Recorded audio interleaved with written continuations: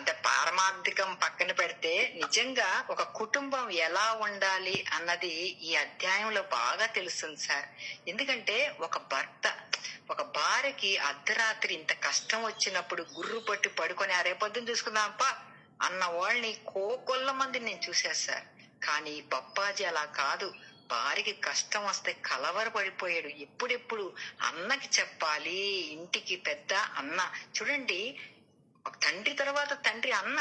అటువంటి అన్నకి చెప్పుకుంటే ఆ బాధ తగ్గుతుంది అని ముందు తెలుసు. ఆయనకు కూడా తెలుసుంటది బాబా గారు చాలా గొప్పోళ్ళని. కానీ అన్న దగ్గరికి వెళ్ళి అన్నకి చెప్పి విషయం, మరదలకి ఇంత కష్టం వచ్చిందని ఎంత కలవరపడిపోయాడో.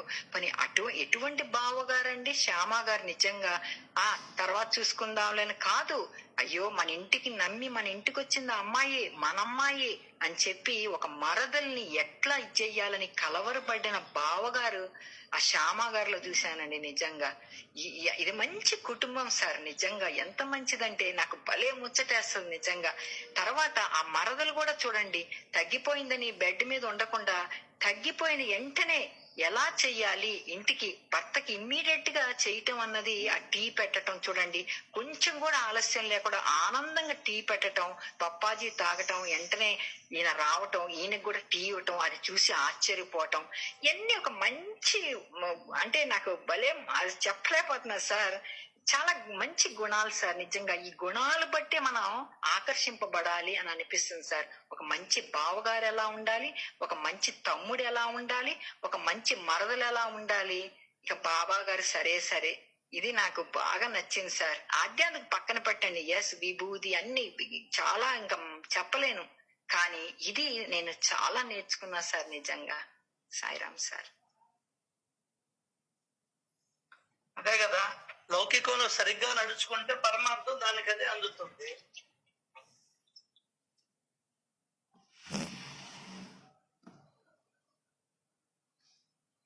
ఇప్పుడు ఎవరికెవరు అన్ని కోణాలు ఉంటాయి. లేకపోతే భయం ఎవరికైనా ప్రాణం మీద.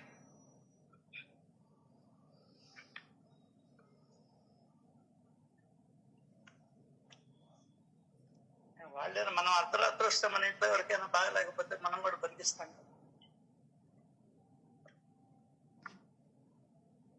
సద్గురువు దగ్గరకు వచ్చారు కాబట్టి ఆయనకు అర్థమైంది ప్రారంధ కర్మ ఖచ్చితంగా అనుభవించాలని, ఆత్మహత్య చేసుకోకూడదు కాబట్టి ఇది అనుభవించలేకపోతున్నారు కాబట్టి దీనికోసం మరో జన్మ ఎత్తన్నా సరే అనుభవిస్తాను తండ్రికి, ఇప్పుడు ఈ జన్మకి చాలించు అని ప్రార్థించాడు. కానీ చెప్తూ ఉంటారు, మీ ఇంట్లో ఎవరైనా మీ పాపాన్ని పంచుకుంటారేమో అడగండి, ఎవరిది వాళ్ళకి అని. అలాంటిది మన తండ్రి, మన సద్గురు 10 జన్మల వరకు ఎందుకురా ఇద్దరం కలిసి పంచుకొని అనుభవిద్దామంటారు. అంతటి దయామయుడు, కరుణామయుడు. అంటే స్వార్థం గాని పరమార్థం గాని అథవా మోక్షం గాని ఇవ్వటానికి సమర్థుణ్ణి. నేను ఉండగా అనర్థమైన మరణాన్ని ఎందుకు కోరుకుంటున్నావు అని అడుగుతారు సాయి. అంటే చెప్తూ ఉంటారు, మనకి దొరికిన వాడు చిన్నవాడు కాదు, సద్గురువు కూడా కాదు, గురువులకే గురువు సద్గురువు. అంటే ఆ కర్మ భోగాన్ని మనం అనుభవించే శక్తి ఆయన ప్రసాదిస్తారు. దాన్ని మన మనసుకి పడనివ్వడు ఆ ప్రభావాన్ని. కానీ అనుభవించడం మాత్రం తప్పకుండా అనుభవించాలన్నది మన మనసుకి బాగా, అంటే ఇది నాకెందుకు వచ్చింది, నేనెందుకు అనుభవించాలి, ఇలాంటి మాటలు రావు. దాన్ని ప్రేమపూర్వకంగా స్వీకరించే బుద్ధిని ఆయన ప్రసాదిస్తాడు. అదే అవన్నీ తెలియాలంటే కూడా మీరు చెప్తూ ఉంటారు, ముందు శరీరానికి కూలేయాలి, మనసుని పెట్టాలి అని చెప్పి. అదే ఆ తనువు, మనస్సు, ధనం, వాక్కులతో సహా వారి చరణాలను ఆశ్రయిస్తే అప్పుడు వారి స్మరణలో ఉంటే వారి లీల తెలిసి వస్తుంది.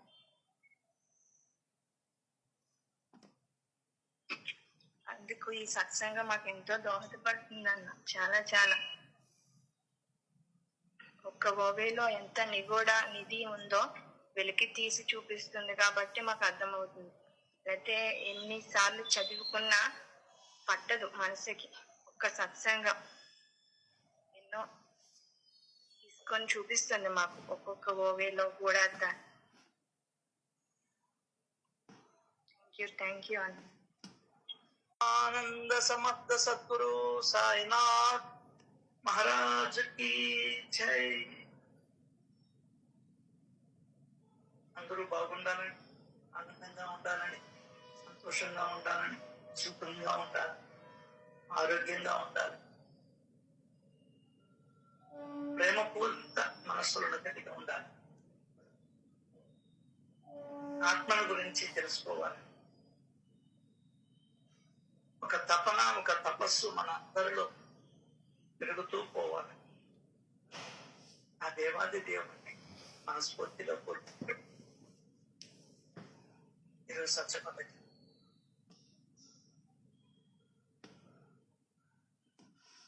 మాస్టర్ గారిని సాధన అంటే ఏందో అడిగాను. సార్ నేను ఎట్లా బాబా పట్ల ప్రేమను పెంచుకోవాలి అని అడిగితే మహాత్ముడు చెప్పిన మాట ఆయన చెప్పినదా, ఆయన నీకు చేసిన మేలుని ప్రతి క్షణం తలుచుకుంటూ ఉండు. ఆటోమేటిక్ గా నీకు ఆయన పట్ల ప్రేమ పొందుతుంది అని ఒక సులభమైన సాధన చేయాలి. సత్యతలో చెప్పింది ఆయన చెప్పింది వేరుగా ఏం చెప్పలా.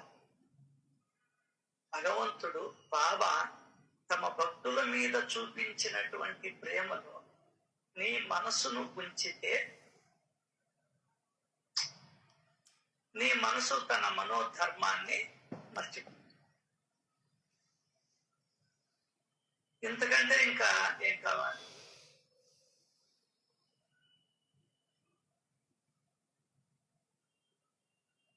కాబట్టే ఇక్కడ ఆయన లీలలు, ఆయన ప్రేమ, ఆయన మహిమలు, అది మహిమ కాదు, ఆయన ప్రేమ, అది ప్రేమకు సంకేతం.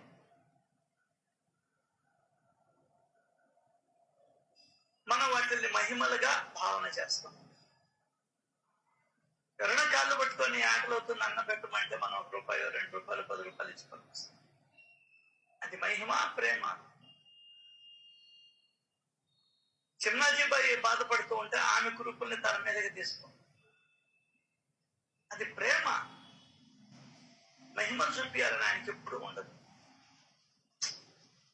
బాబా కాపాడు అని ఒక తల్లి కోరితే ఇక్కడి నుంచే కాపాడాడు ఆ బిడ్డని.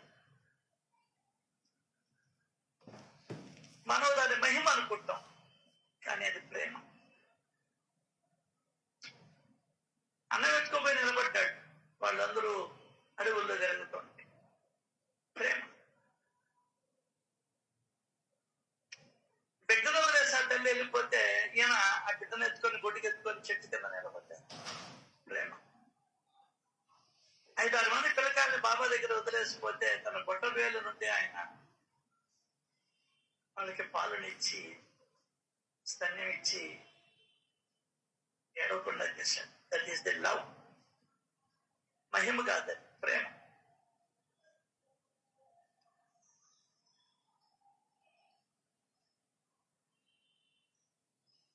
మనం మన పిల్లోడికి ఏదైనా వస్తువు కావాలంటే అది తీసిస్తాం. కానీ ఈయన మనకన్నా పెద్ద కదా, రాముడు కావాలి నాకు అంటే రాముడిని ఇచ్చాడు, కృష్ణుడు కావాలంటే కృష్ణుడిని ఇచ్చాడు. ఈర్ష్యాభావం వద్దు, ఎవరికైనా నువ్వు నమస్కరించవచ్చు, భగవంతుడు ఉన్నాడనేటువంటి భావనతో అని చెప్పుకుంటూ వచ్చాడు. వాళ్ళ బుద్ధిని మార్చాడు.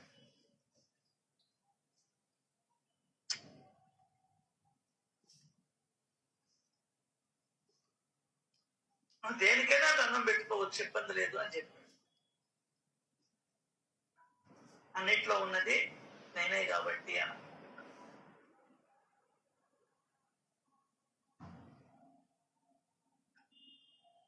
ఇంట్లో గాని అన్నాడు. ఇంట్లో ఎవరెవరు ఉంటారు? అందరూ ఉంటారు, 10 మనిషితో సహా ఉంటారు.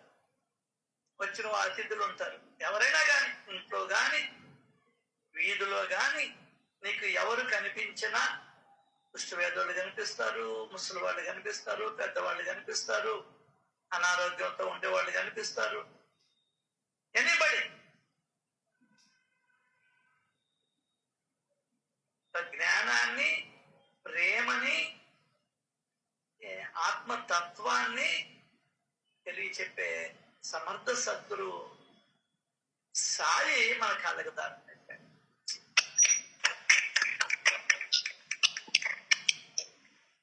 అసలు ఏముందని దగ్గర పుణ్యబలం చెప్పు, ఏముందని అదే అంటాడు. మన ఏమైనా నిష్టగా నియమంగా పూజ ఏమన్నా చేసావా? నిష్టగా ఏ రోజైనా 7 గంటల కంటే 6:55 సత్సంగానికి వచ్చావా?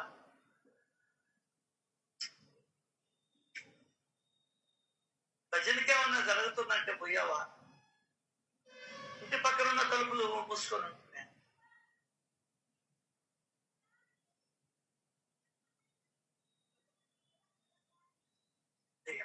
ప్రేమే లేని భజన.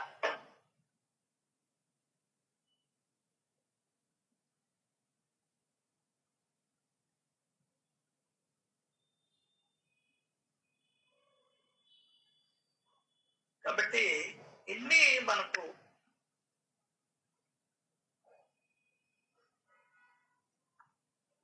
ఇన్ని నేర్పిస్తున్నాడు మనం ఆయన పట్ల. అదే ఆయన అడిగింది మన దగ్గర కృతజ్ఞత.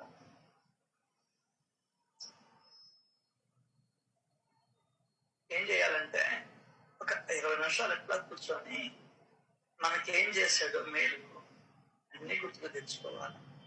ఆ రోజు ఉన్నటువంటి భక్తులకి ఎంత సహాయ సహకారాన్ని అందించాడో ఇది గుర్తుకు తెచ్చుకుంటే మన మనసులన్నీ ప్రేమతున్నాయి.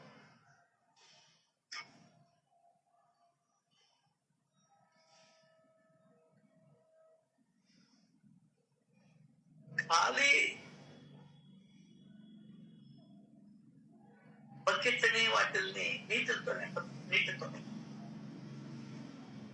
అట్లా మన మనసుని ప్రేమతో నింపుకో. సాధన అండి, ఇది గొప్ప సాధన. మహాత్ముల గురించి మాట్లాడుకోవడం అలా ప్రేమపూరితమైనటువంటి చర్యలు. ఆయన ఎప్పుడూ కరుణామయుడే, అది నువ్వు చెప్పలేదు, నేను చెప్పలేదు. ఆయన ఎప్పుడూ దయామయుడే. ఆయన దయ మన దగ్గర ఎక్కడుందనేది మనం పరిశీలన చేసుకోవాలి. సాధన ఒక చెప్తే వచ్చేది కాదు సాధన. నీకై నువ్వు మేల్కోవాలి. ఎంతకాలం అని చెప్తాడు దానికన్నా తెలుగులో సాగుతాడు. మంచినీళ్ళ దగ్గరికి గుర్రాన్ని లాక్కోపోగలం కానీ తాగించలేము.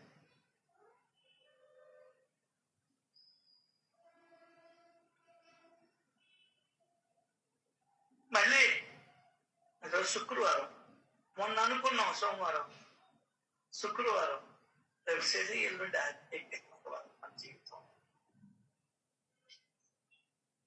అంటే మన జీవితంలో తగ్గిపోయింది.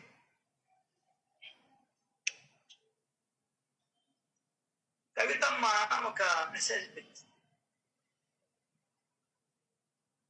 బాబా ఇచ్చే ప్రతిఫలం, భగవంతుడు మనకు అంతులేని సంపదనిచ్చి దానిని సద్వినియోగం చేయమని నేను ఇచ్చాను. అంటే మనకు బాబా సంపద ఇచ్చింది అవసరంలో ఉన్న తోటి వారికి సహాయం చేయడానికే. అలా చేయక లోభత్వంతో దాచుకుంటే అది పరమ దారిద్ర్యానికి హేతువు. బాబా తన మహదాశయాల నిర్వహణకు మనల్ని ఉపకరణాలుగా వినియోగించుకుంటాం. బాబా ఆశయాలలో దీనజనోద్ధరణ ముఖ్యమైనది. బాబా మనకిచ్చినటువంటి సంపదకి మనం కేవలం ధర్మకర్తలం మాత్రమే, కానీ సొంతదారులం కాదు. ఆయన ఇచ్చే సంపద తరుగులేనిది, అది ఇచ్చే కొద్దీ పెరుగుతుంది.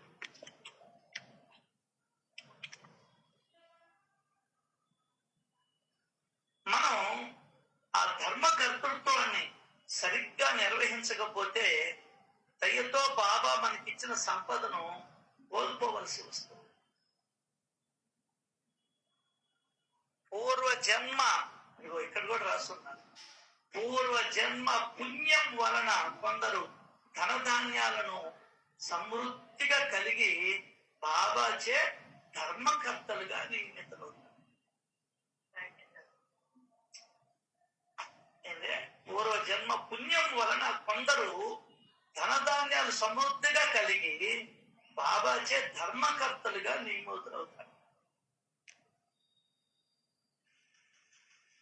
ఈ ధనధాన్యాలు మీకు సమృద్ధిగా ఉన్నాయి అంటే అర్థం మరింత పెద్ద గోదాములు భోషాణాలు నిర్మించుకుని వాటన్నిటినీ స్వార్థ బుద్ధితో దాచుకోమని కాదు. వాటన్నిటినీ స్వార్థ బుద్ధితో దాచుకోమని కాదు.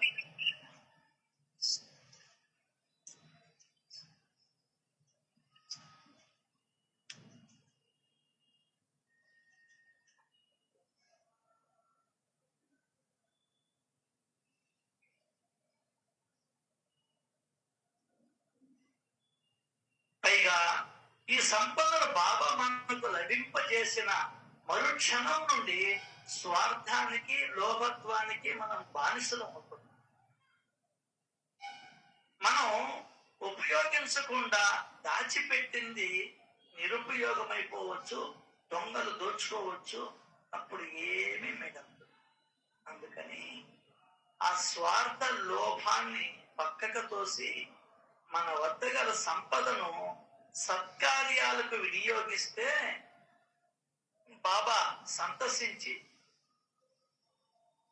ఆ సంపదను ఎన్నో రెట్లుగా అభివృద్ధి చేసి మనకి ఇస్తారు. పంచుకుంటే పెంచుకున్నట్లు అనే బాబా సూత్రాన్ని మనమందరం సర్వదా పాటించాలి. ఎప్పుడు ఇదే గోల, ఎప్పుడు ఇదే గోల, తప్పదు.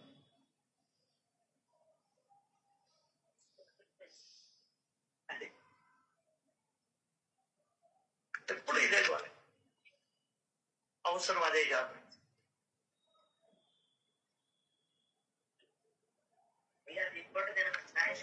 అవసరం మనకు అదే కదా.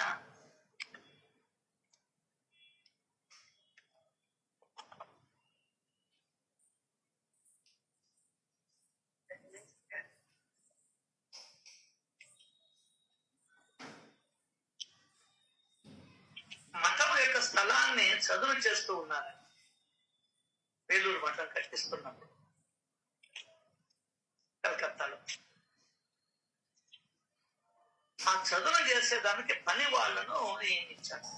వాళ్ళ పేర్లు సంఘాల మేస్త్రీల కంటుళ్ళు. అట్లా వాళ్ళు గిరిజనులు.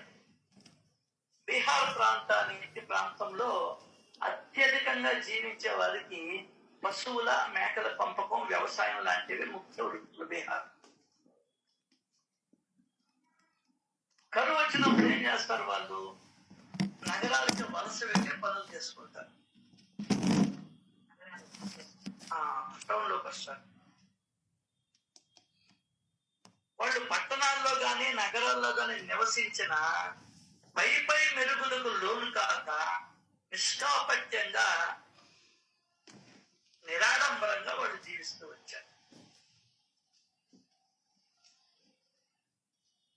ఈ నిరాడంబరత వల్ల మన స్వామీజీ అంటే వివేకానందుల వారు వాళ్ళని అభిమానించేవాడు.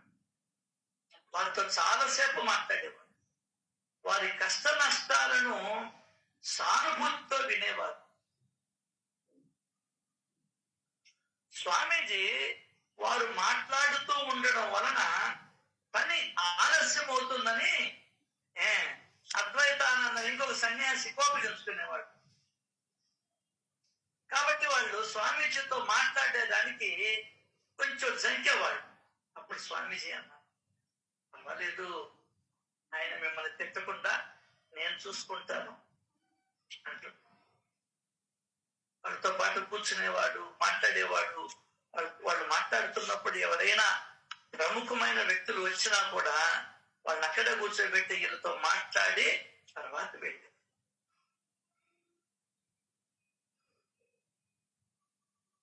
సంతాల్లో ఒక వృద్ధుడు ఉండేవాడు, కెప్తా అంటే కుష్ఠుడు అంటే అక్కడ భాషలో. అతను కఠినమైన పరిశ్రమకు, నిరాడంబరతకు చక్కని ఉదాహరణ.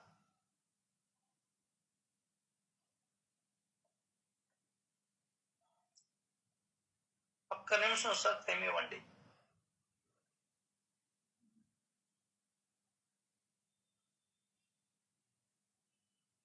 చెప్పండి ఏదన్నా.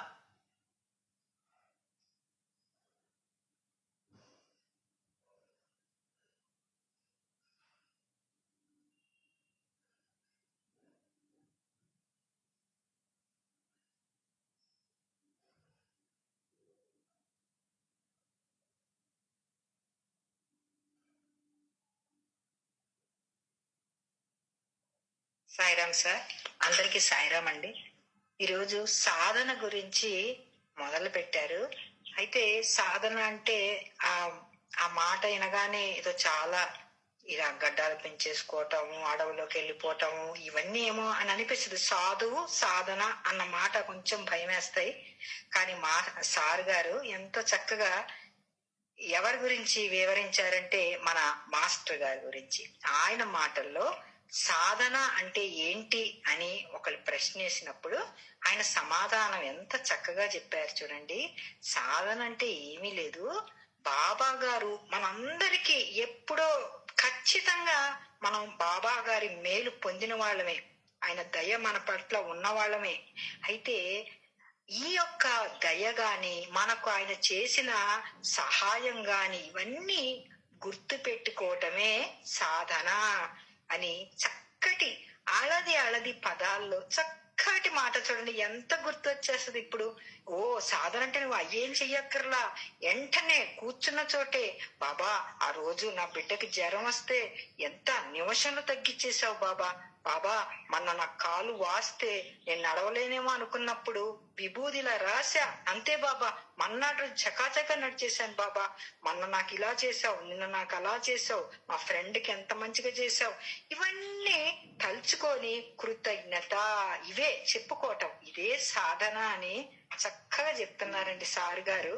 అయితే ఇక్కడ మరి మహిమల గురించి, ప్రేమ గురించి డిఫరెన్షియేషన్ చేశారు.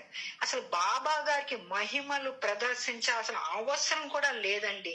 ఎందుకంటే ఒక సందర్భంలో బాబా గారు చెప్తారు, ఎందుకు ఈ మహిమలు, వేశ్య ప్రదర్శనలు చేయబాక అని అంటారు. అంటే ఆయనకి అంత అసహ్యం మాట ఈ మహిమలు అంటే. కానీ ఆయన ఎల్లవేళలా ప్రేమనే ప్రదర్శించారు. అలా ఎలా చేశారని ఎన్నో విధాలుగా సార్ గారు చెప్పటం విన్నాము.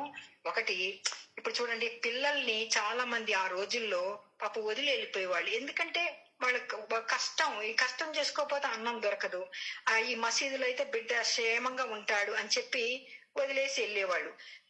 అప్పుడు ఆయన ఏం చేసేవాడు, ఆయన ఒక తమ్ముని పెట్టి ఆ బిడ్డలకు పాలు కావాలి కదా, ఇలా అనేటప్పుడు కల్లా ధారాళంగా వచ్చేస్తుంటది మాట. ఆ బిడ్డలు ఎంత అదృష్టవంతులో చూడండి. మరి ప్రేమ, అది ప్రేమే కదా, ఆయనకి ఆయన అవసరమా? అయి కాదు. రెండోది ఏంటంటే, అక్కడ బిడ్డ ఎక్కడో కొలింలో పడబోయాడు, వెంటనే చేయి పెట్టేశాడు. అది మహిమ కాదు, ఫస్ట్ అది ప్రేమ. ఆయనకి ఎంత ప్రేమో చూడండి బిడ్డల మీద, నిజంగా చేయి పెట్టేసుకున్నాడు.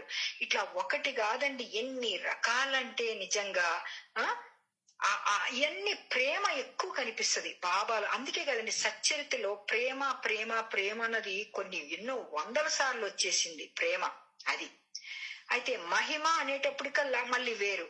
మహిమ అంటే అలా కూడా చూపించారు, పోనీ అక్కడైనా తగ్గించారంటే లేదు, అక్కడ అవసరం కాబట్టి పరిస్థితి బట్టి అక్కడ అతనికి ఆయన గోలఫ్ గురువు గురించి చెప్పాలి, అది రావాలి, ఆ పరిణిత జరగాలి అతనిలో, కాబట్టి వెంటనే గోలఫ్ గురువుగా కనిపించారు అంతే. అలా ఆవిడకేంటి, ఎప్పుడు ఆవిడకి అలవాటు రాముడు కనిపించటం ఆమెకి, అదే విధంగా రప్పించాడు, మళ్ళీ రాముడిలా కనిపించారు. ఇది మహిమ. మరి అందరు కనిపించలేదే, ఒక డాక్టర్ కి శ్రీరాముడు గాని కనిపించాడే, మరి పక్కన వాళ్ళకి కనిపించలేదే, ఇలా ఉంటది. అంటే ఈ రోజు మహిమ అంటే ఏంటి సాయిరామ్ సార్?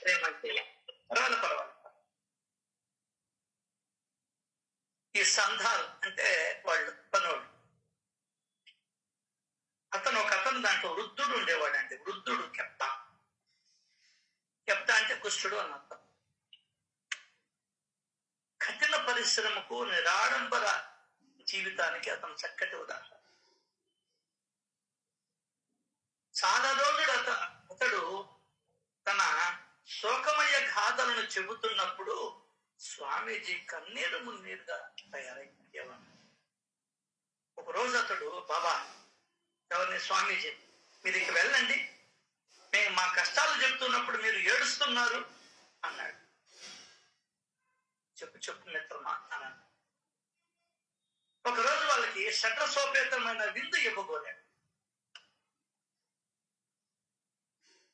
కనుక ఒకరోజు స్వామీజీ కెప్టాకు మంచి, ఒకరోజు నువ్వు ఇక్కడ భుజిస్తావా అని అడిగాడు.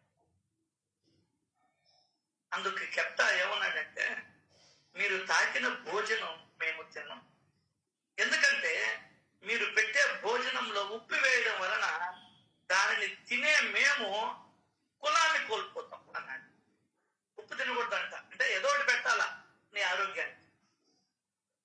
అందుకు స్వామీజీ అన్నాడు, మీరు ఉప్పు చేర్చుకోకండి, ఉప్పు లేకుండానే వంట చేస్తాం, అప్పుడు తింటారని అడిగాడు. ఓకే అని చెప్పాడు. ఈ విధంగా స్వామీజీ ఇష్ట ప్రకారం చపాతీలు, పులుసు, మొదలు భక్ష్యాలు అన్ని ఏర్పాటు చేశారు. అందరికీ వడ్డించారు. ఆ తింటూ ఉన్నప్పుడు ఆ పెద్ద ఆయన, ఇంత అద్భుతమైన భోజనం ఎక్కడి నుంచి వచ్చింది, ఇలాంటి భోజనం మేము ఇంత దాకా తిన్నదే లేదు అన్నాడు. స్వామీజీ వారికి తృప్తిగా భోజనం పెట్టించి, ఇక్కడి నుంచి జాగ్రత్తగా వెళ్దాం, మీరు నారాయణుడు, మీరందరూ నారాయణుడు, భగవత్ స్వరూపుడు. ఈ రోజు నేను నారాయణునికి భోజనం అర్పించాను అన్నాడు. వివేకానందుడు తరచూ మాట్లాడుతూ ఉంటాడు, దరిద్ర నారాయణ సేవను స్వయంగా తానే ఒకరోజు నిర్వర్తించాడు.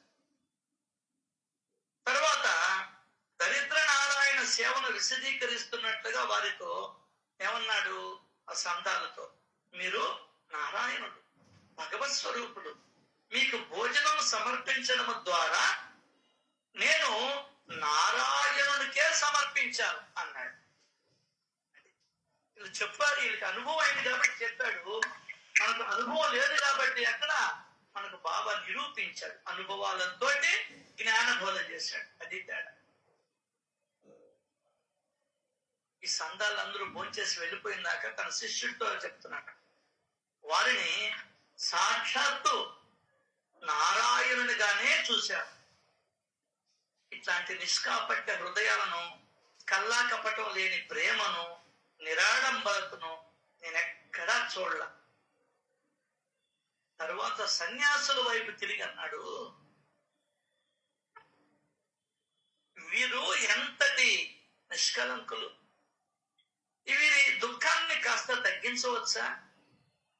అది చెయ్యకుండా కాషాయంబరాలు ధరించి ఏం లాభం?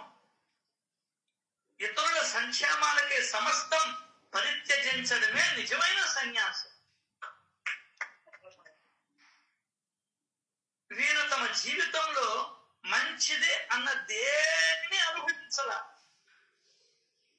ఈ మఠాన్ని తక్కినవి విక్రయించి సమస్తాన్ని పేదలకు, దిక్కులేని వారికి దారబోద్దామని నాకు అనిపిస్తూ ఉంది అన్న. ఇతరుల సంక్షేమానికై సమస్తం పరిత్యజించడమే నిజమైన సన్యాసం. అందుకనే వివేకానందుడి జీవిత మహాత్ముల చరిత్రలు చదవాలి. ఇప్పుడుండే సన్యాసులు మఠాలు కట్టుకొని ఉంటారే, కొన్ని ఎకరాల స్థలం ఆక్రమించి మఠం కట్టుకున్నాను. నీ బుద్ధ కుదిరేదానికి రెండు అడుగులు చాలు నువ్వు ధ్యానం చేసుకునేదా. మన గుళ్ళు అంటే తయారై మూసేస్తారు. ఇక్కడ చెప్తున్నాడు చూడండి, మన దేశంలోని పేదలు ఆహారం లేకుండా పస్తులుండడం చూసినప్పుడు మీ పూజా పునస్కారాలను, మీ విద్య పటోటాపాలను, మీ స్వీయ ముక్తి ప్రయత్నాలను దూరంగా హిందూ మహాసముద్రంలో విసిరివేసి సాధనలతో జితేంద్రియత్వంతో సంతరించుకున్న శక్తితో సంపన్నుల మనస్సులను మార్చి ధనము సేకరించి ఊరూరా తిరిగి పేదలకు సేవ చేయటంలో యావత్ జీవితాన్ని గడపాలనే నా ఆలోచన నన్ను నిలవనీయడం లేదు అని.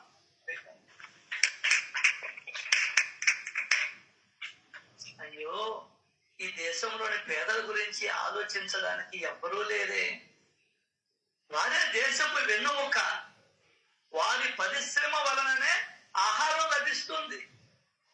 వీధులను పరిశుద్ధం చేసేవారు, కూలీ మనుషులు ఒక్క రోజు పని ఆపివేస్తే నగరం అల్లాడిపోతుంది.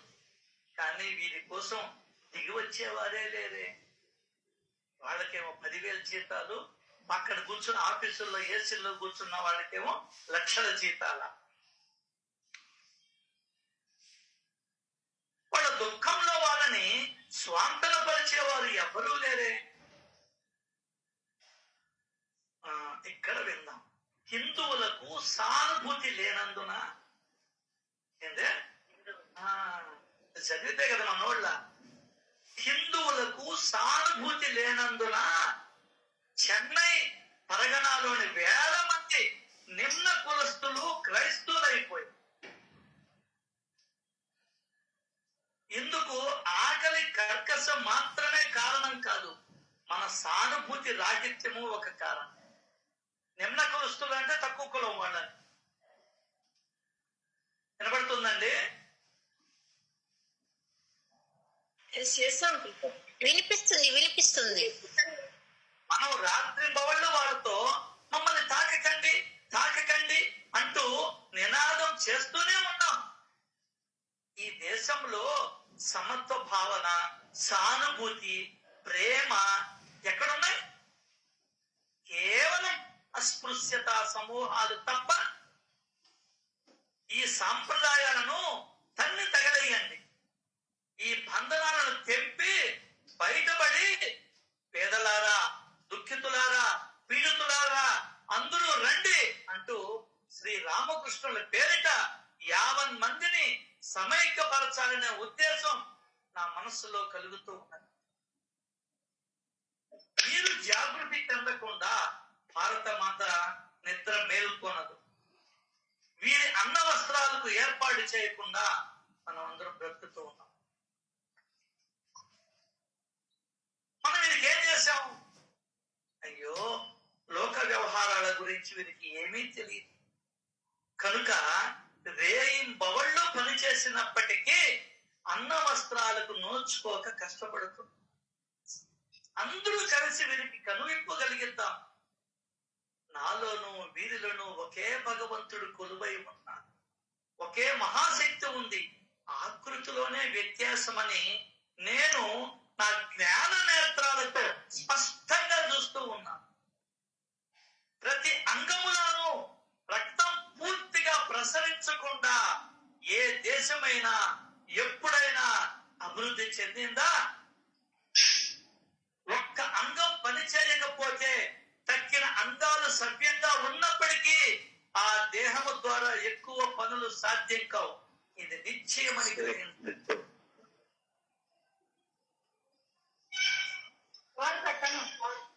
పైన గట్టి మీద కూడా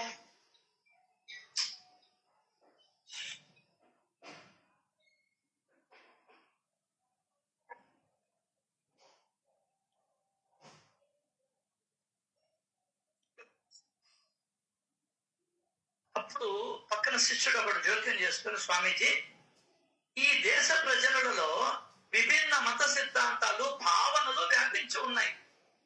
వారిలో సామరస్యం జనింపజేయడం చాలా కష్టం అన్నాడు. ఆ మాటలు విన్న స్వామీజీకి విపరీతమైన కోపం వచ్చింది. ఏమిటి? ఏ పని అయినా కష్టమని భావిస్తే ఇక్కడికి నువ్వు రావద్దు, వెళ్ళిపో. భగవంతుడి అనుగ్రహంతో అంతా సులభమవుతుంది. పేదలకు, దిక్కులేని వారికి కులమతాల వివక్ష లేకుండా సేవ చేయడమే నీ కర్తవ్యం. పనితో ఏమిటని అనుకోవడానికి అవసరం ఏముంది? పని చేసుకుంటూ పోవడమే నీ కర్తవ్యం. తక్కినవి తమంతట తామే చేరుకుంటాయి. సృష్టించడం తప్ప నశింప చేయడం నా పనితీరు కాదు. ప్రపంచ చరిత్ర చదివి చూడు. ప్రతి దేశంలోనూ ప్రత్యేక కాలఘట్టంలో ఒక మహాత్ముడు విశిష్టంగా ఉండడం చూడవచ్చు. ఆయన భావనలతో ఆకట్టుకోబడి వందల మంది ప్రజల లోకానికి మంచి చేస్తారు. మీరందరూ బుద్ధిశాలురైన యువకులు చాలా కాలం నుండి ఇక్కడికి వస్తున్నారు. ఎంత దాకా ఏం చేశారు మీరు చెప్పండి? ఈ జన్మనైనా ఇతరుల సేవ కోసం ఉపయోగించకూడదా? ఇక రాబోయే జన్మలలో వేదాంతాలను అన్నిటినీ అధ్యయనం చేయొచ్చు. ఈ జన్మను ఇతరుల కోసం, ఇతరుల సేవ కోసం వెచ్చిస్తే నువ్వు ఇక్కడికి రావడం వృధా కాలేదని నేను భావిస్తాను అని ఈ విధంగా చెప్పి ప్రగాఢ చింతనలో లైమలు పెట్టారు. అన్నాడు, ఎంతో తపస్సు చేసిన తర్వాత నేను ఈ సత్యాన్ని గ్రహించాను. ఏందో తెలుసా? ప్రతి ప్రాణిలోనూ భగవంతుడు కొలువై ఉన్నాడు. అది తప్ప మరో భగవంతుడు ఎవ్వరూ లేరు. జీవరాశులకు సేవ చేసే వ్యక్తి జగన్నాయకునికి సేవ చేసిన వాడు అవుతాడు. మళ్ళీ కాసేపు అయ్యాక నేను ఈ రోజు చెప్పిన విషయాలు హృదయంలో మలచుకో,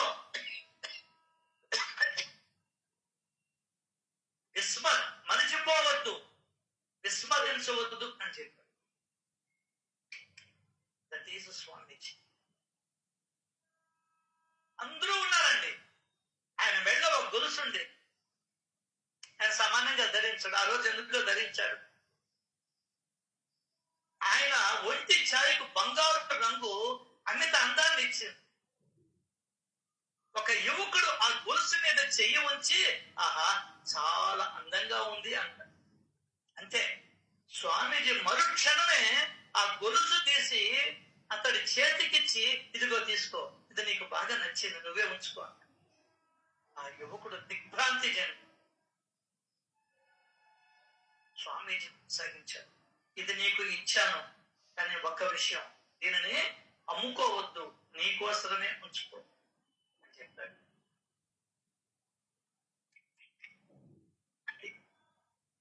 నేను తపస్సు చేసి ఏం కనుగొన్నాడు ఆయన? ప్రతి ప్రాణిలోనూ భగవంతుడు కొలువై ఉన్నాడు. అది తప్ప మరో భగవంతుడు ఎవరు లే.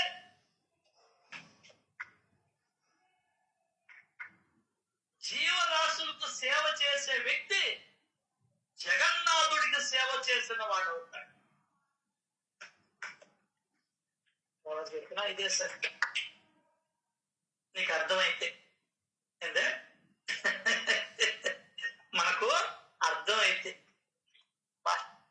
నిద్రపట్టడం లేదండి. వివేకానందుడిని చదువుతుంది. విశ్వాత్మ భావన. నేను ఒక మనిషిని కాదు, ఆయన ఒక మనిషి కాదు, ఈ విశ్వమే నేను, ఎక్కడ ఏది జరిగినా ఆయన బాధపడిపోతాడు. కనీసం మనం చేయలేకపోయినా వినేదానికన్నా, అందుకనే చిన్న విషయం కాదు వినడం అంటే. భగవత్ కృప లేనిదే శ్రవణ లాలస కలగదు. నాకు టైం లేదు, అది లేదు, ఇది లేదు, నాకేదో కొన్ని కార్యక్రమాలు ఉన్నాయి, ఎన్ని సొల్లు కబుర్లు పక్కన పెట్టు. అర్థం కాల?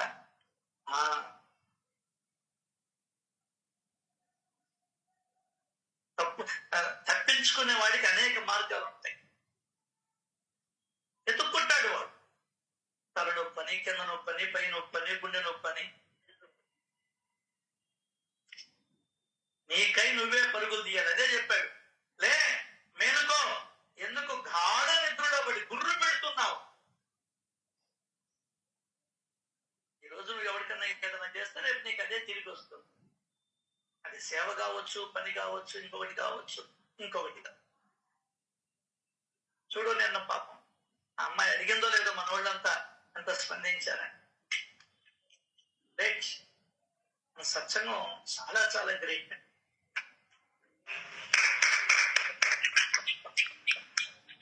మీ పోటీ వాళ్ళు ఇక్కడ ఉండడం ఎంతో ఇష్టం. నిజంగా చెప్పాలి.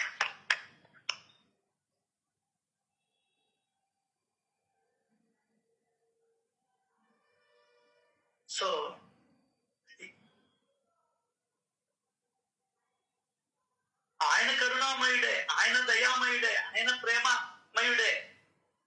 కానీ మనం ఎంతసేపని ఆయన గురించి శుద్ధి కొడతాం? ఆయన గురించి ఎంతసేపని చెప్పుకుంటావు? చెప్తాడు, మామిడి పండు తోటకాడికి పోయి భలే ఉంటాయి, భలే ఉంటాయి, భలే ఉంటాయి, భలే రంగుందంటే తినేయి అంటాడు. ఆయన ఎప్పుడు కరుణామయుడే, ఆయన ఎప్పుడు దయామయుడే. అర్థం కదా? నిన్న ఏదో కింద భోజనాలు పెట్టి కొంత మిగిలే, కర్రీస్ ఎక్కువ మిగిలే. ఏంటంటే రెండు స్వీట్లు పెట్టారు వాళ్ళు. తర్వాత ఊరగాయ అన్నం ఒకటి, చింతకాయ అన్నం ఒకటి, పులుసు అన్నం ఒకటి, ఇంకొకటి పెట్టారు.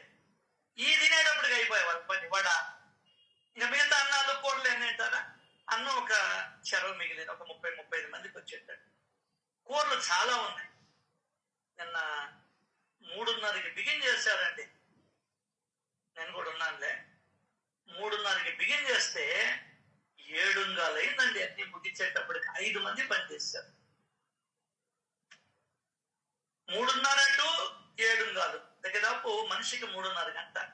5 మంది, 5 మూడు 15, 5 అర్థాలు 2:30, 17:30 గంట పనిచేస్తే 125 మందికి వచ్చేది. అన్ని ఎత్తుకోపోలేం. అన్ని ఏంది?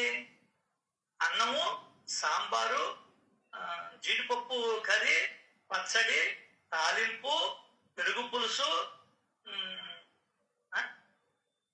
నెక్స్ట్ రైతా, నెక్స్ట్ వంకాయతో చేశారండి ఒకటి, జీడిపప్పు వేసి అదొకటి. ఆ విధంగా అన్ని దేనికి దాని సంగటి, మళ్ళీ సంగటిలోకి పులుసు,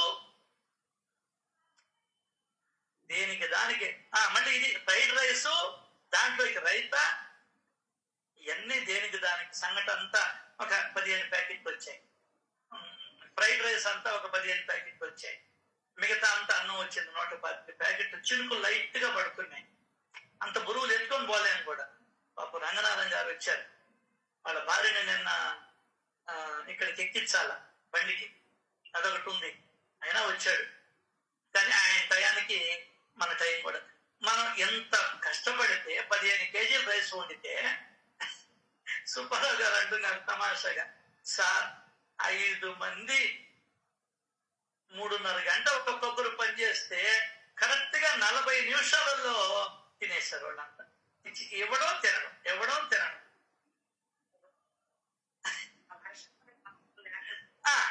ఆటో పిలిచాము, వర్షం ఆగిపోయింది. ఆటో ఎక్కాము, వర్షం ఆగిపోయింది. పోలే, అదేనా మంచిదే. వాళ్ళు హ్యాపీగా భోజనం చేస్తారు. అది అందరికీ థ్యాంక్స్. చెప్తేనే మనం ధర్మకర్తలు అంతే. బాబా మన చేత చేయించుకుంటున్నాడు. ఆయన దయ, ఆయన కృప, ఇదే దయ అంటే.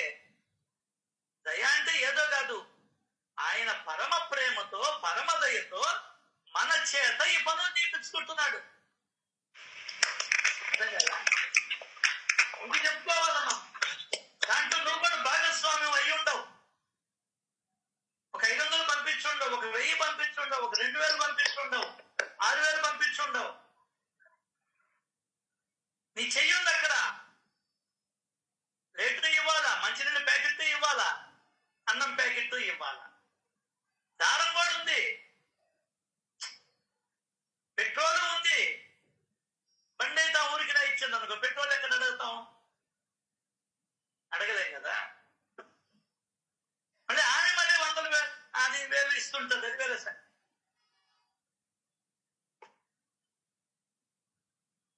కాబట్టి అందరి సమిష్టి బాధ్యత.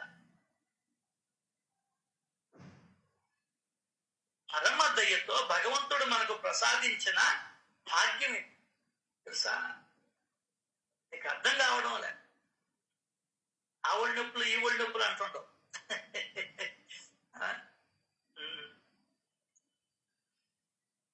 దానికే నేను సార్ బాబా చెప్పింది, చేసుకున్న వాడికి చేసుకున్నంత. ఏందే? చేసుకున్న వాడికి చేసుకున్నంత.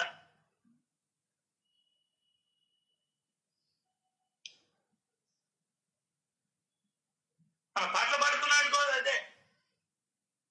సేవా తత్పరతే సాయి మార్గం.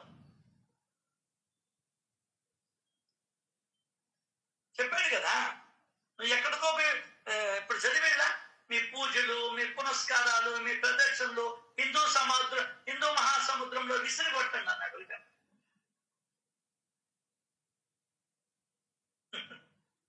సత్యం తెలుసు అంటే మాట్లాడతారు సార్.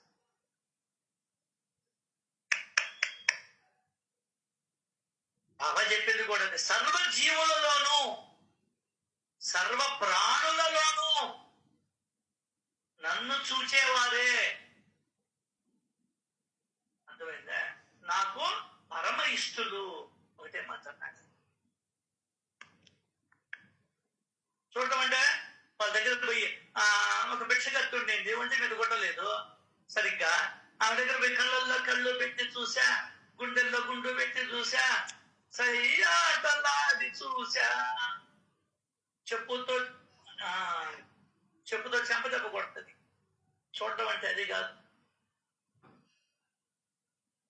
ఆమెకి ఎట్టుంది, బట్టలేదు కదా ఒంటి మీద, ఒక బట్టి అది. పిల్లకాయలు 2-3 ఉన్నారు కదా, ఏదైనా లేదు ఇంకేదన్నా అది చూడటం.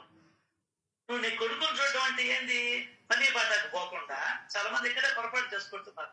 అయ్యా నాకు ఎదురుగా కనిపించిన ప్రతి ఒక్కరిలో భగవంతుడు చూస్తున్నాను ఆశ్చర్యపోయాను.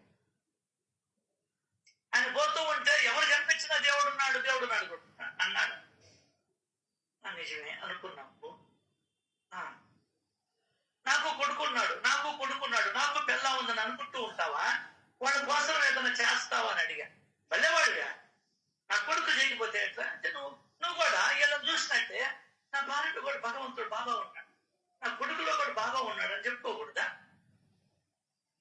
అప్పుడు వాడికి తెలివి వచ్చింది.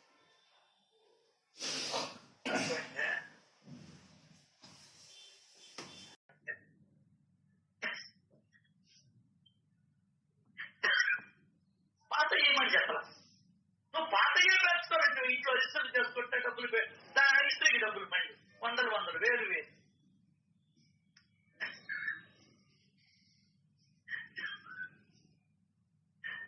నవ్వు రావడం లేదండి, మనకెంత వస్తుంది? వస్తుంది సాయి. మీరందరూ ఇచ్చారులే. మొన్న ఎవరు పంపించారమ్మా గుట్టలు చీరలు ఎవరు వాళ్ళు?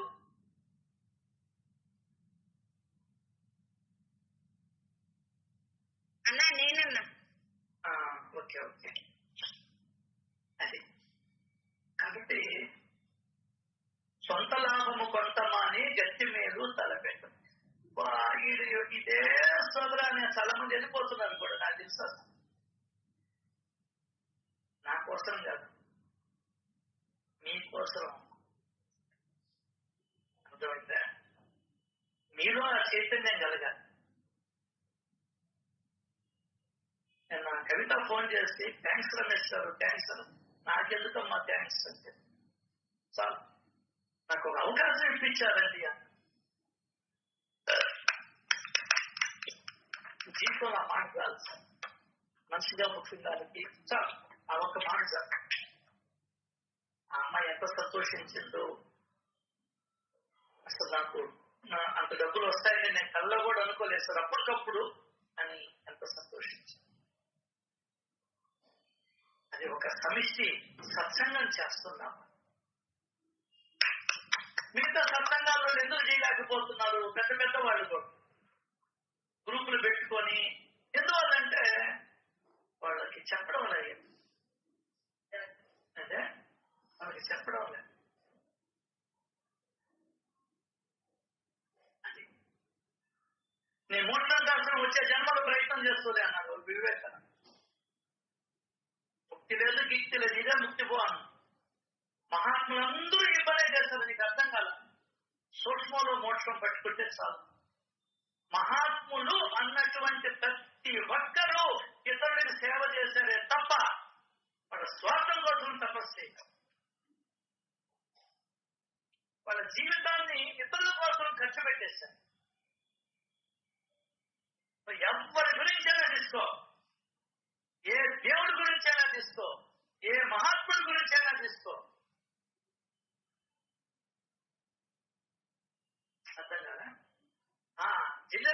చెప్పింది, జీవితంలో నేను పూజ చేయలేదా? నీ పూజ నీ కథ నాకు తెలుసులే అని చెప్పాను కదా. ఒకటే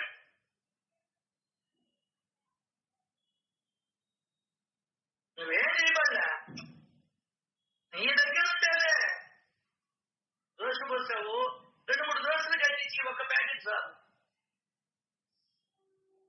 మహాత్ములందరూ చదువుకోని వాళ్ళే.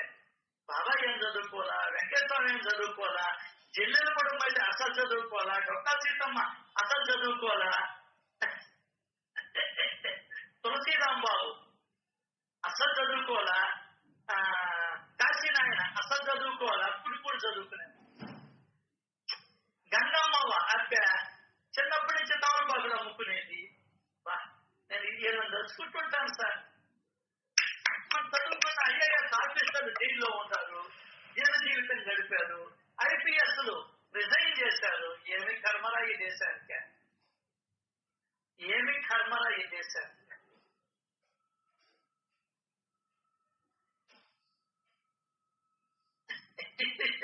దానికన్నా చదువుకున్న వాడి కన్నా చదువు రాని వాడే నిన్న వాడు అయ్యా పాపం అంటున్నాడు. మన వాళ్ళ మా పిల్లలు రాలేదు, ఇంకో మా కోడలికి ఇవ్వు, హైదరాబాద్ లో ఉండే పూడ్చి తీసుకుని పోతాను. వాళ్ళ స్వామి అక్కడ మా అబ్బాయి ఉన్నాడు స్వామి, అక్కడ ఒక ఆయన కుంటాను ఉంటాడు స్వామి, లేలేక ఆయనకి ఏమైనా ఇవ్వగలరు అని అడుగుతాడు. ప్యాకెట్ బంగారంగా తీసుకోగలరు ఆయన. నువ్వు ఫంక్షన్కి పోకుండానే నీకు వచ్చి కావాలి, వచ్చైతే కావాలి కానీ ఫంక్షన్ అయితే అక్కడ. ఏమి తెలివండి మానవుడికి.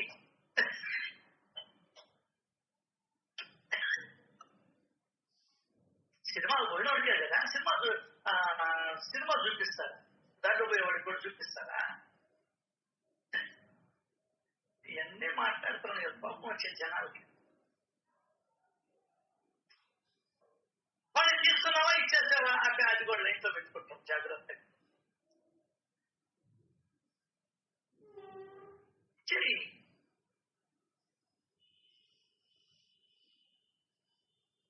అదే బాబాజీ.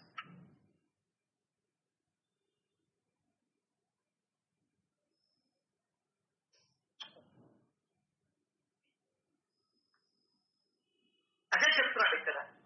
తన మనోభిష్టం తీరింది రతన్జీ. తీరిన తర్వాత మళ్ళీ బాబా దర్శనానికి వచ్చాడు. ఆయన ఆశీర్వాదాలు పొంది మామిడికాయలు చాలా కాస్తాయి, కొన్ని పండుగ కాస్తాయి. అన్ని ఫలాలు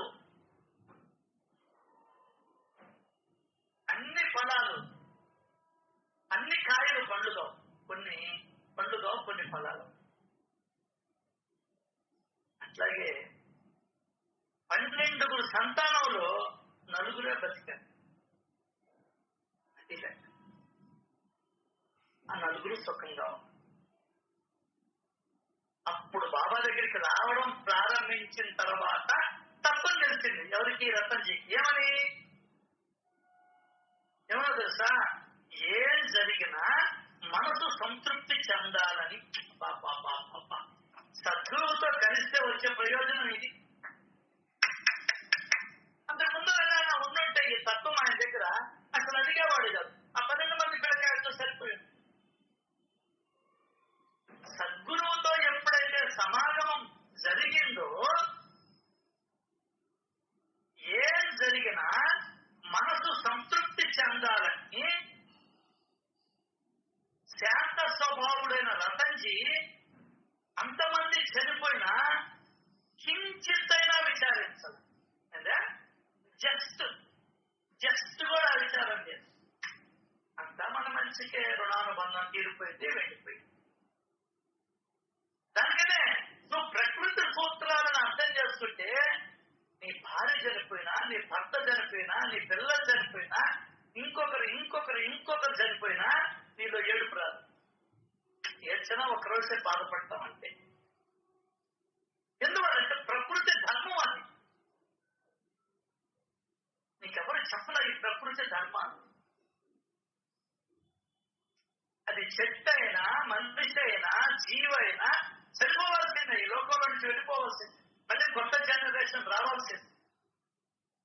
మనం ఈసారితో చెప్పుకుంటాం, కొత్త నీళ్ళు వచ్చి పాత నీళ్ళు తోసేసాయి. అంటే ఇది కూడా కొత్త జనరేషన్ వచ్చి మనం అంతా దోషేస్తుంది.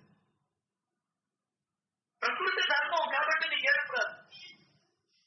రాదబ్బా, నువ్వు ఎంత తత్వంలో మునిగిపోతావో, నీలో ఎంత గొప్ప అవగాహన జరుగుతుందో. అవగాహన అంటే నీ మనస్సు దానికి సమాధాన పడాలి. ప్రకృతి సూత్రాలు, భగవంతుడి యొక్క చర్యలకి నువ్వు ఇంట్లో పెళ్ళానికి ఏది చెప్పినా అంతేగా అంతేగా అంతేగా అంటున్నా. ఇక్కడ అంటున్నావు జీవితంలో సుఖపడాలంటే అంతేగా అనే పదం రావాలి నేను నోటుకో. లేదంటే నీకు సుఖం ఉండదు. అబ్బా నా పిల్లాడు అమెరికాకి పోయాడు, ఎంఎస్ చదివాడు, ఇంకా ఉద్యోగంలో ఇక్కడ ఏడొస్తాడు. అంతే అది లెక్క. విషయం తెలుస్తాడు, ఓహో వాడికి ఇంకా ప్రాప్తించే సమయం రాదు. పెళ్లి చేసే వయసు రాలేదు కదా, ఫలితానికి పెళ్లి చేయం కదా. ఇప్పుడు ఆచారాలు అంటున్నావే, ఇప్పుడు మీ అమ్మాయికి ఎదుగుదానికి పెళ్లి చేయలేదా? చేయలేదా? ఆచారాల గురించి భలే చెప్తుంటారు. రోజు పూజ చేయాలి, రోజు హారతి ఇవ్వాలి, 4 హారతలకి పోవాలి. నిజమే. సపంచంగా భార్యకి 8 ఏళ్ళకి పెళ్లి చేస్తారు, నీ కూతురు కూడా చేయరాదా? కబులు మాట్లాడుతుంటారు మన వాళ్ళు. చెప్పేవాళ్ళు కూడా చేయరు వాళ్ళ కూతురికి. అర్థమైందా? అదిగో హెచ్యూ స్టార్ట్ 2వ పెళ్లికి ఇచ్చారు, తీరాదా నీ కూతురు? ఇవన్నీ సొల్లుకోబుల్లండి. కాబట్టి అన్ని కోణాల్లో చూడాలి సత్యని. 4 పెట్టాడు బాబా దగ్గర. అదే 4 పెట్టాడు. 4,000, 3,000, 2,000, 1,000. నా కొడుకు ఎవరు చేసుకోమంటావు? అదిగో ఆ 0 ఉండే కాగితాన్ని ఎత్తిచ్చాడు. నువ్వు పెట్టు ధైర్యం ఉంటే. బాబా దగ్గర 2 చీట్లు కష్టం తీసుకోమంటావా, కష్టం తీసుకోవద్దా? 2 చీట్లే ధైర్యం ఉందా? నాక లేదు.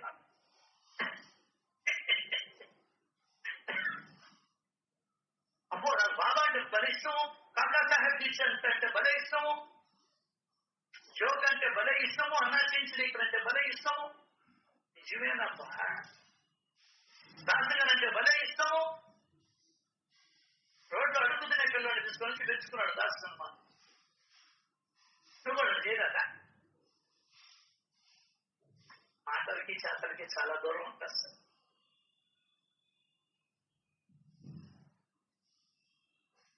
కాబట్టి తర్వాత అర్థమైంది, ఏది జరిగినా కూడా సంతృప్తిగానే ఉండాలి అని కించిత్తైనా బాధపడలేదు. అది తత్వం తెలిసిన వాడు అట్లా ఉంటాడు. ఏది జరిగినా నాది నాకు వచ్చిందమ్మా. అదేదమ్మా ఇప్పుడు నాటకం నాన్న, నాటకం ఇది.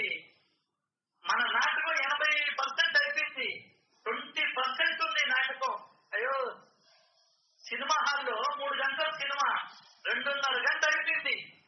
ఇక్కడుండే మన అందరి జీవితాలలో ఇంకా అరగంట ఉండేది.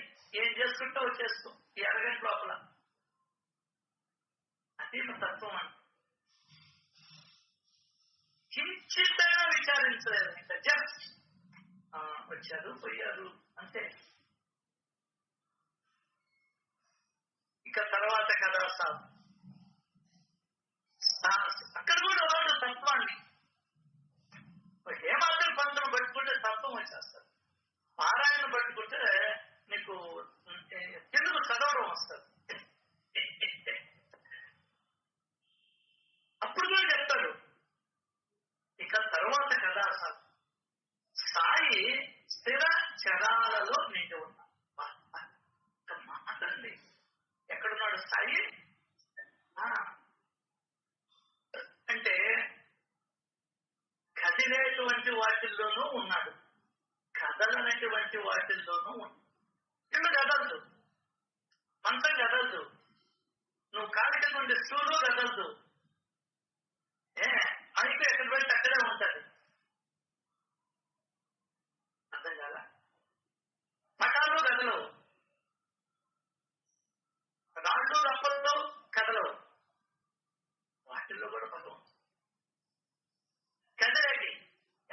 లక్షల జీవరాశులు చదువుతున్నాయి. సో ప్రాణం కూడా కదా ఆయన శక్తి.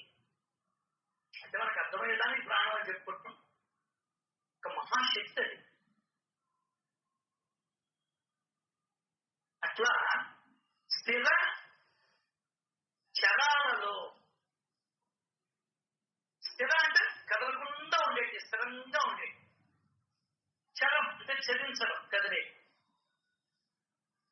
వాటిలో నిండి ఉన్నాడు. అట్లా ఇట్లా లేడు.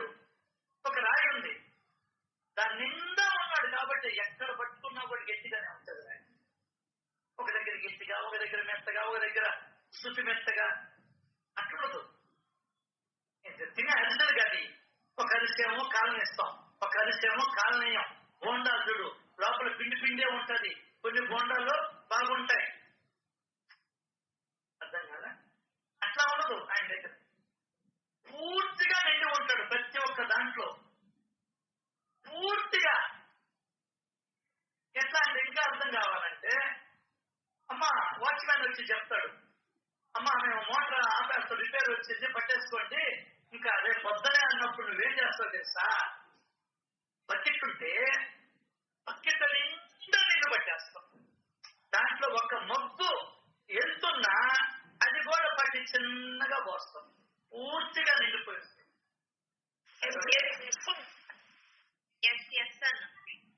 ఆ విధంగా ఆయన నీలో పూర్తిగా ఆయనే ఉంటాడు. నువ్వెవరు ఆయన? ఇది అర్థం చేసుకుంటే ధ్యానం చేయాల్సిన అవసరం లేదు.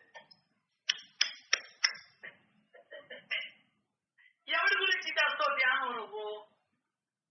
అసలు ఉంటే నువ్వు ధ్యానం చేయాల. పాయింట్ అర్థమవుతుందా? Excellent point.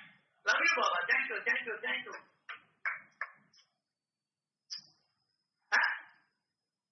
నువ్వు దేని ధ్యానం చేస్తావు, దేని పట్టుకుంటావు?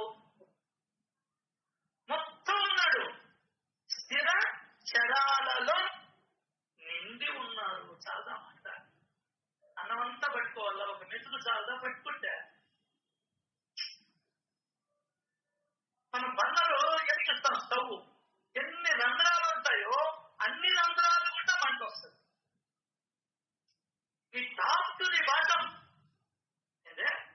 నీ తల వెంట్రుక నుంచి కాలిగోరు చివరి దాకా నిండి ఉన్నాడు ఆయన. నీ లోపల, నా లోపల, అన్నింటి లోపల, ఈ ప్రపంచం లోపల. ఆయన లేని చోటు లేదు. ఈ సూత్రం అర్థం చేసుకుంటే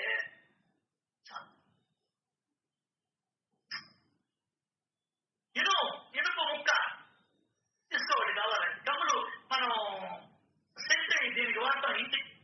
ఆ కమ్మి ఎక్కడ పట్టున్నా ఎట్లా ఉంటది? గట్టిగా ఉంటది. ఆ గట్టిదనము పేరే శక్తి, భగవంతుడు. అది లెక్క.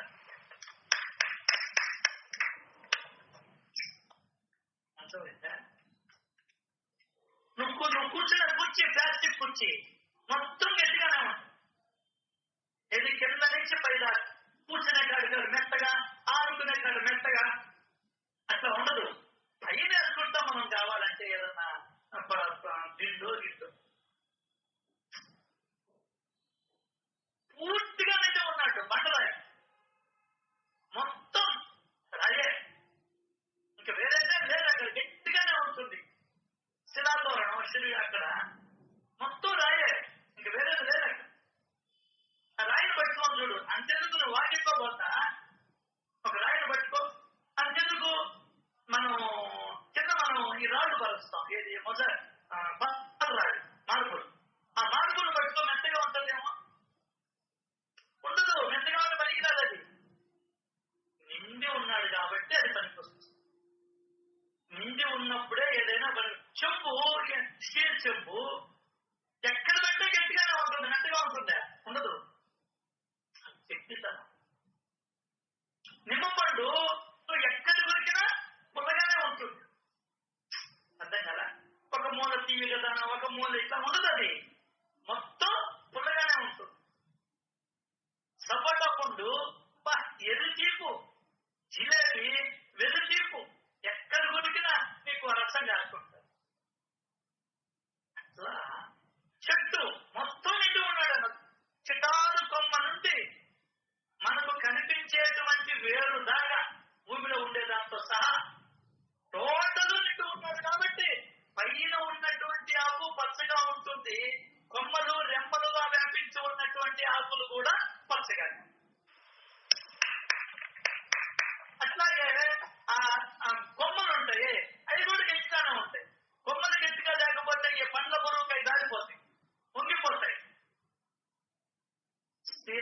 చరాలలో నిండి ఉండేవాడే భగవంతుడు.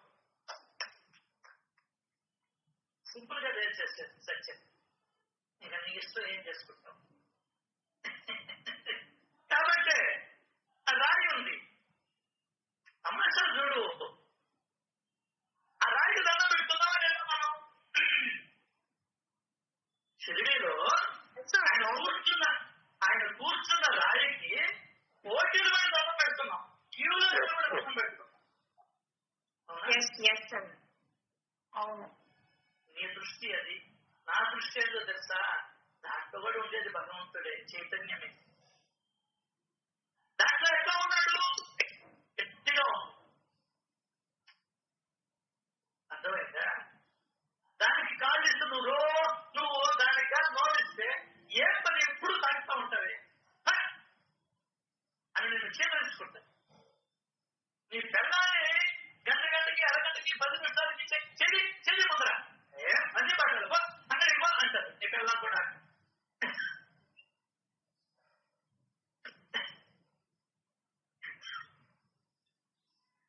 అర్థం కదా? ఆఖరి అక్కడికి పుట్టిన బిడ్డైనా సరే ఊరికి నా తాకుతుంటే విసుక్కుంటారు. ఏడుస్తుంది అక్కడ పిల్లోడిగా. అవును కదా? భగవంతుడు ఎంత మేలు చేస్తాడు. ఆ రాయికి నోరివ్వాల వచ్చేవాడంతా నన్ను దాకుతుంటాడు. అన్నీ పట్టాలి. నీ వాళ్ళని ఎవరన్నా దాక్కోబో. అది ఒక కుష్టోళ్ళు ఉన్నారు కానీ వాడి దాకు పోయి కదా అని చెప్పుండేది రాయి. ఎంత మేలు చేశాడు. అదే ఎంత మేలు చేశాడు. దాని మీద అర్థం కట్టేశాడు. అయినా కూడా అర్థం మీద వదులుతావు అంటే కింద రాయి ఉంది. అది భగవంతుడు అని కాదులే, భగవంతుడు కూర్చున్న రాయి. అర్థం కదా? మరి బయటికి కూడా రాయి ఉంటుంది. దాన్ని విసురు కొడుతుంది. దీన్ని నువ్వు తపస్సు చేయాల్సి. ఈ మాటలని నువ్వు ఎప్పుడు మననం చేయాలి. అర్థమైందా? ఎక్కడున్నాడు బాబా? షిరిడీలోనా? నీ ఇంట్లో ఉండే సిజర్ లైట్లలో కూడా పొగ పట్టడంలో కూడా భగవంతుడు ఉన్నాడు. ఎట్లా ఉన్నాడు తెలుసా? కొద్దిగా ఉండి కొద్దిగా లేడాయి. మనం అలా పనులు చేస్తుంటాం. అర్థం కదా? దానికనే ఒక డోర్ బిగించాడు మన పురందరే. ఎక్కడికి పోయేది ఈ డోర్ కూడా బిగించేసుకో, ఒకరి మీద పెడతావే అని చెప్తాడు. అలా కూడా పనులు దీప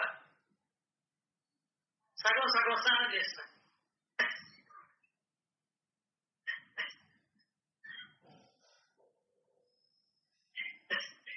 బాగా ఇస్తాడు నాక. Thank you Baba, love you. స్థిర చరాలలో ఆయన నిండి ఉంది. మీ తలగా పగలగొట్టినా రక్తమే వస్తుంది. మీ బొట్టన వేలు పగలగొట్టినా కూడా రక్తమే వస్తుంది. అక్కడ నరాలే ఉన్నాయి, పైన నరాలే ఉన్నాయి. అర్థమైందా? తల మీద ముట్టికాయ వేసినా నొప్పి పుడుతుంది. నీ బొట్టల వేలు ఎవరైనా తొక్కినా నొప్పి పుడుతుంది. 5 రూపాయల బిడ్డలో మొత్తం నిండి ఉన్నాడు ఆయన. అదే ఎక్కడ మెత్తగా లేదు. ఎత్తితనంగానే ఉన్నాడు 5 రూపాయల బిడ్డ. అదే రసాలలో మెత్తగా ఉన్నాడు. దూదిలో మెత్తగా ఉన్నాడు. యాపాకులో మొత్తం చెడే. ముసాంబరంలో అబ్బో మొత్తం చెడే. షుగర్ బాదంలో భయంకరమైన చేదు రూపంలో ఉన్నాడు. నువ్వు దేనికి దండం పెట్టుకుని ఆయనకి దండం పెట్టినంటే భావన ఉండాలి అక్కడ.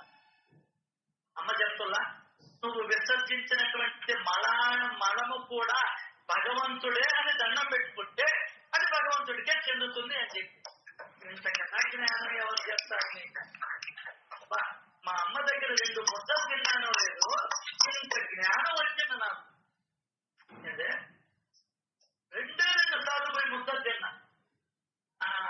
ఇంత జ్ఞానం ఇచ్చిందమ్మా. నేను డబ్బులు అడగలేదు కాబట్టి. ఏదైనా కూడా అమ్మ నాకు బాగలేదమ్మా అంటే నాకు కూడా బాగలేదు నాయన. అమ్మ ఎప్పుడు మంచి రోజు అమ్మ అంటే అయ్యా నా దృష్టిలో అన్ని మంచి రోజులేనయ్యా, మాటలు అయ్యి అమృతం. అంటే అమృతం అన్నా ఇంకా మధురం, ఇంకా జ్ఞానోదయాన్ని కలిగిస్తాయి. అంటే జ్ఞానోదయాన్ని కలిగిస్తాయి. దానికని జ్ఞానవంతుల దగ్గరికి నువ్వు వెళ్ళాలి. ఎక్కడికి వెళ్ళాలి?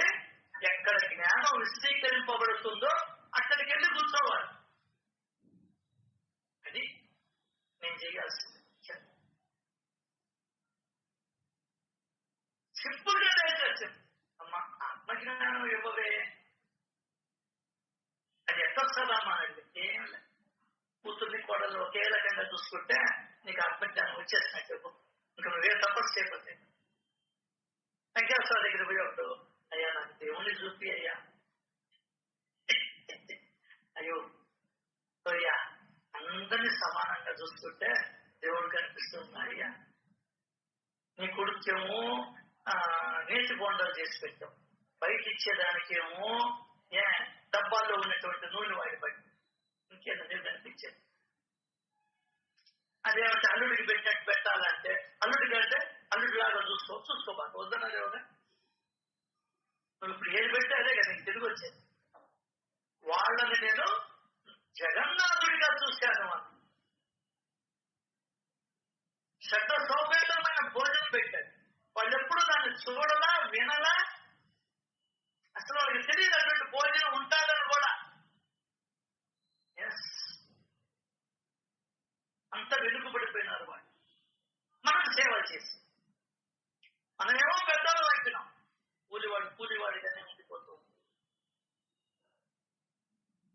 ఇప్పుడు మారుతా ఉంది. మనం చేసిన దానికి ఇప్పుడు ప్రత్యామ్నాయాలు వాళ్ళు ఇదంతా భగవంతుడి యొక్క ఆజ్ఞకు లోబడే జరుగుతూ ఉంది. అర్థం కదా? ఇవన్నీ చాలా లోతుల్లోకి వెళ్తే గాని ఇదంతా భగవంతుడు చేసే ఒక అద్భుతమైన చర్య అనేది నీకు అర్థం కాదు. నీకు అర్థం కాదు.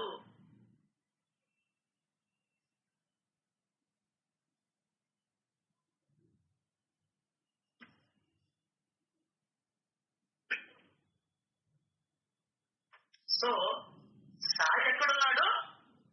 షిరిడీలో లేడు, స్థిర చరాలలో నిండు. ఈ స్థిర చరాలు ఏంటి అంటే ఆయన వివరించాడు. నేను జలంలో కదులుతూ ఉంటుంది, జలం దాంట్లో ఉన్నా.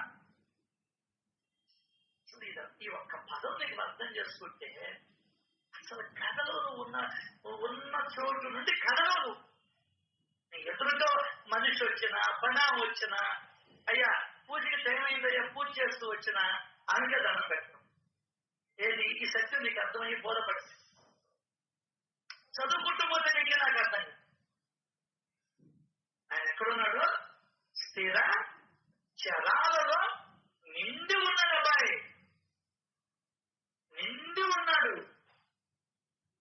దయాలలో 80 కానీ ఎత్తలేక మొత్తం నిండి ఉన్నాడు. దాంట్లో కూడా గట్టిగానే ఉన్నాడు. సార్ తత్వం తెలుసుకుంటే నీ అంత హ్యాపీయెస్ట్ పర్సన్ ఎవరు ఉంటారు సార్?